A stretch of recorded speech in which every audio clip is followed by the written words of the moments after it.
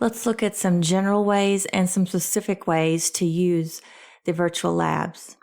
Each lab includes the same toolbars and screen layouts. I'm going to point out some of the most important ones.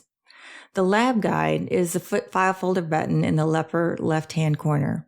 This shows your progress in the lab. Then in the center, this button shows and hides the content or directions pane on the left side of the lab. You can use this button here, also in the center. It will fit the right side display to the screen. Down the center are your domain controllers, domain managers, and servers. You can toggle them off and on as needed. Note they can be slow to connect because these are real devices. At the bottom center are buttons to turn off and on all the devices at once and to reset all the devices.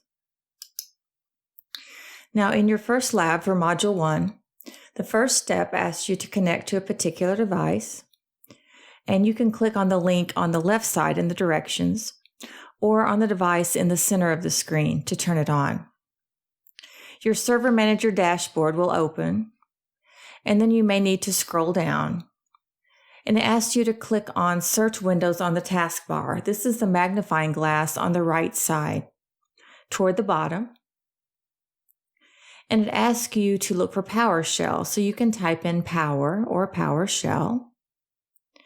And it will bring up the best match list.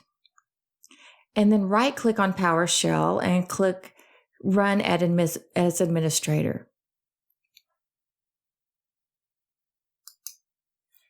Now then PowerShell will open and the window is ready for you to enter commands.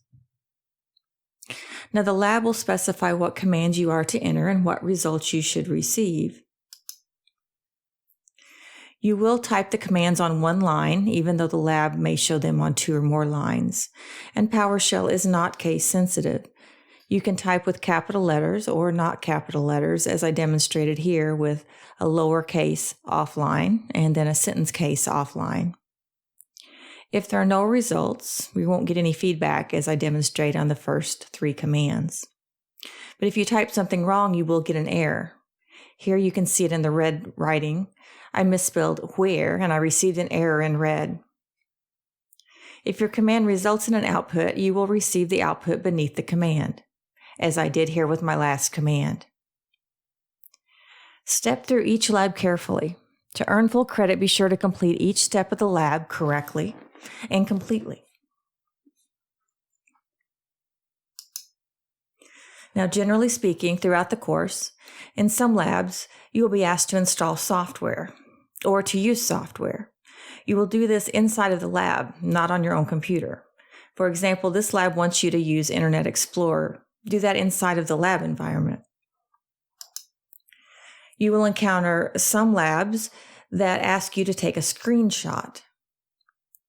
This screenshot refers to clicking the button in the lab entitled Take Screenshot. You won't be using your keyboard to take a Windows screenshot. Be sure you are on the designated service and click